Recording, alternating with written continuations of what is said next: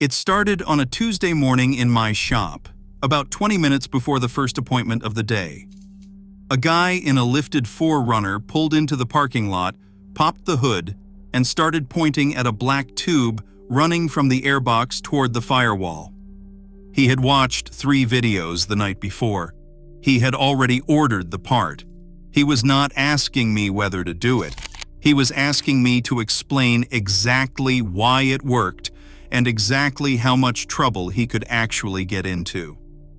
That conversation lasted 2 hours.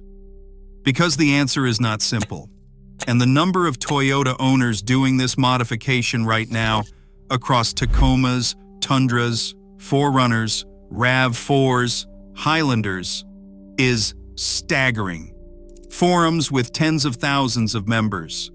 Discord servers with pinned installation guides. YouTube channels dedicated entirely to this one category of modification. Thousands of owners, all doing something the EPA has made very clear it does not want them doing. And most of them are not criminals. They are not reckless. They are not trying to destroy the environment. They are doing it because once you understand what the factory ECU is hiding, and once you understand what a proper engine tune actually unlocks, it is nearly impossible to look at your stock Toyota the same way again. Today, I am going to explain exactly what is happening, why the EPA is so aggressive about it, what the real risks are, and why so many Toyota owners keep doing it anyway. I have been working on Toyotas for over 2 decades. This is not a topic I am guessing about. This is something I watch play out in real time, in my shop, on every single lift. Let me start with something most Toyota owners never hear. Your engine was not tuned to run at its best. It was tuned to run at its safest from a legal and liability standpoint. That is not a criticism of Toyota's engineering. Those engineers are brilliant. But every vehicle sold in the United States has to meet emission standards set by the EPA, and in states that follow California rules, the California Air Resources Board, called CARB. Those standards dictate not just what comes out of the tailpipe, but how the engine is allowed to behave. Fuel delivery, ignition timing, throttle response, boost pressure on turbocharged models, air-fuel ratio targets, all of it gets dialed back. Not because the engine cannot handle more, but because the law requires specific emissions performance across a huge range of temperatures, altitudes, driving conditions, and fuel quality variations. Your engine control unit, or ECU, is the brain that enforces all of those limits. Every time you press the accelerator, the ECU calculates how much fuel to inject, when to fire the spark plug, how much airflow to allow, and dozens of other variables simultaneously. It does this using tables or maps that Toyota's engineers programmed before the vehicle ever left the factory. Those maps are conservative. They have to be. A vehicle certified to meet EPA emission standards in Miami in July needs to meet the same standards in Denver in January, running 87-octane fuel from a gas station that has not been inspected in 3 years. So, the factory tune accounts for the worst-case scenario always, which means owners running good fuel in normal climates, in properly maintained vehicles, are leaving performance on the table every single time they drive. That is the gap that engine tuning exploits. What a tune does, specifically the kind of software-based ECU modification that Toyota owners across the country are running, is replace those conservative factory maps with custom calibrated maps written for that specific engine in real conditions using quality fuel. Ignition timing gets advanced. The air-fuel ratio gets optimized. On turbocharged engines like those found in newer Tacomas and Tundras, boost pressure curves get reshaped. Throttle response sharpens dramatically, and the results on a dyno are not subtle. Depending on the platform, owners are seeing verified power gains of 30 to 60 plus horsepower without changing a single physical part on the engine. On some turbocharged Toyota platforms, properly tuned builds are showing gains beyond that, all from software. Here is where the EPA enters the picture, and this is the part most people fundamentally misunderstand. Section 203 of the Clean Air Act makes it a violation to manufacture, sell, or install any device whose principal effect is to bypass, defeat, or render inoperative any emission control system on a motor vehicle. The law covers hardware and software. It covers aftermarket tuning devices, and it covers ECU reprogramming. In September 2024, the EPA and the Department of Justice reached a settlement with Cobb Tuning, one of the well-known and respected aftermarket tuning companies in the country, for manufacturing and selling over 90,000 devices that the EPA classified as defeat devices. Cobb paid nearly $3 million in civil penalties. They were required to stop selling products that the EPA determined increased emissions above allowable levels. That settlement sent a shockwave through the Toyota enthusiast community, because Cobb's access port was used on countless Toyotas. And because if a company as established and professional as Cobb could get hit for nearly $3 million, the question of what that means for individual owners became very real, very fast. Here is what the law actually says about individual owners, and here is what the EPA has consistently done in practice. The agency's own published tampering policy states that it generally focuses civil enforcement efforts on companies that manufacture or sell aftermarket defeat devices, companies that tamper with commercial fleets, and shops that routinely perform deletes as a service. The EPA has a long-standing practice of using enforcement discretion not to pursue individual vehicle owners who modify their own vehicles, provided those vehicles are used solely for off-road or competition purposes. For street-driven vehicles, the law is technically clear. Modifying ECU software in a way that affects emissions is a violation of the Clean Air Act. Full stop. But the reality of enforcement has historically concentrated heavily on the commercial side of the equation, the sellers, the manufacturers, the shops doing it at scale. That nuance is exactly why so many Toyota owners are making this calculation right now. They know the law. They are not confused about it. They have read the forums. They understand that a tune that affects emissions, even slightly, even on a vehicle that still passes a visual inspection, is technically in violation of federal law. And they are doing it anyway. Because they also know that the EPA's primary enforcement resources are pointed at commercial actors, not individual enthusiasts. Because they live in states without emissions testing that would catch a tuned vehicle. Because the performance difference is real and significant. And because after years of watching their Toyotas leave power untapped, sitting behind a wall of legal conservatism built to protect a company from regulatory liability, the temptation becomes nearly impossible to resist.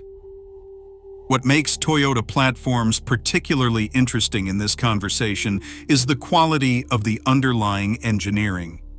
Toyota builds exceptional engines. The 2GR FE V6 found in the 4Runner and Tacoma is one of the most durable, naturally aspirated engines ever put into a consumer vehicle. The 1GR FE in older Tacomas and 4Runners ran for years without significant modification requirements and proved nearly bulletproof in demanding conditions.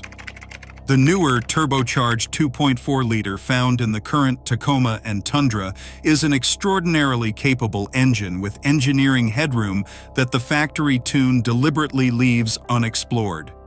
These are not fragile platforms being pushed beyond their limits. They are strong platforms being gently unlocked. That distinction matters because engine tuning always carries risk. and the risk is not uniform across platforms.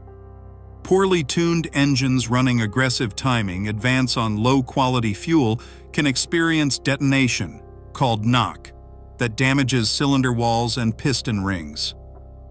Turbocharged engines running excessive boost without proper fueling calibration can crack ringlands or bend connecting rods.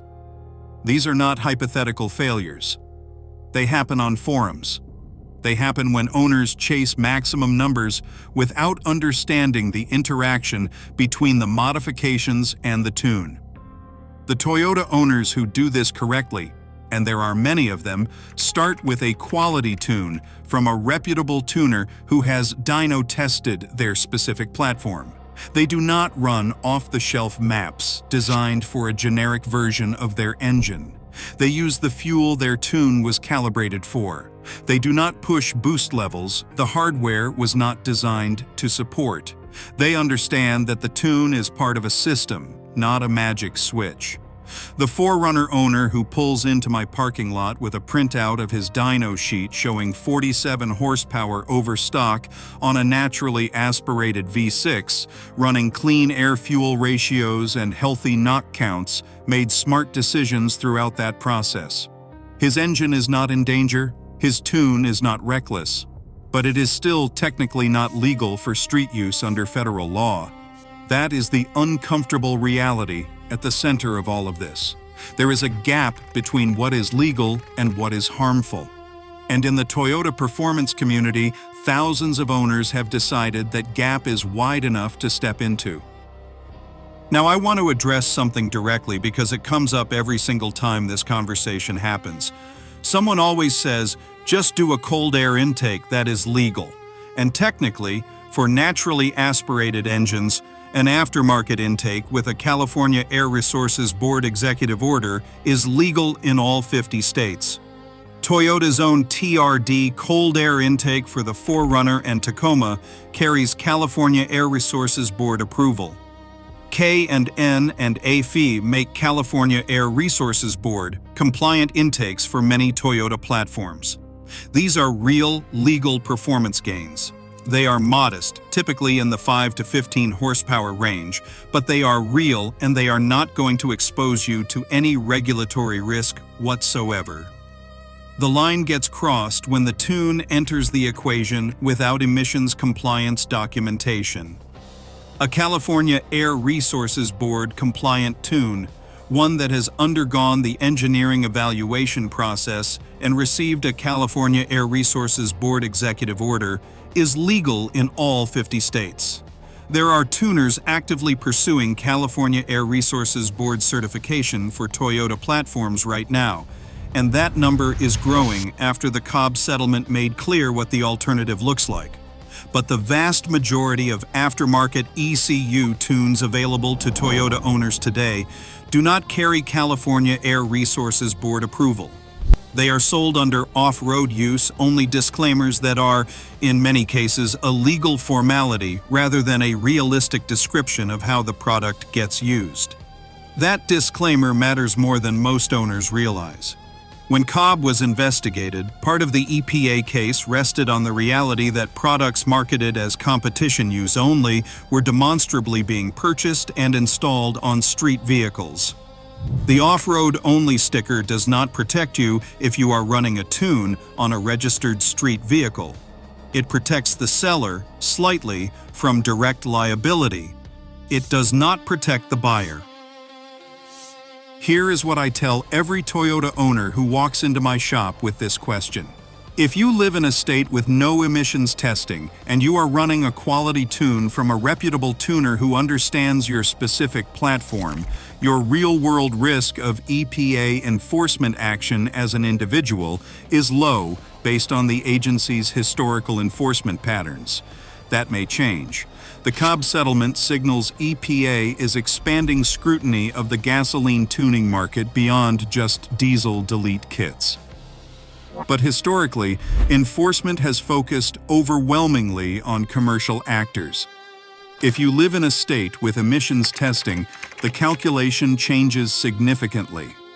A tuned ECU in many states will fail inspection because the calibration ID does not match factory specifications.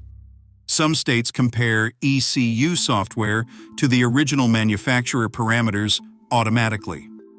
Getting caught running a non-compliant tune at inspection is not a federal enforcement scenario.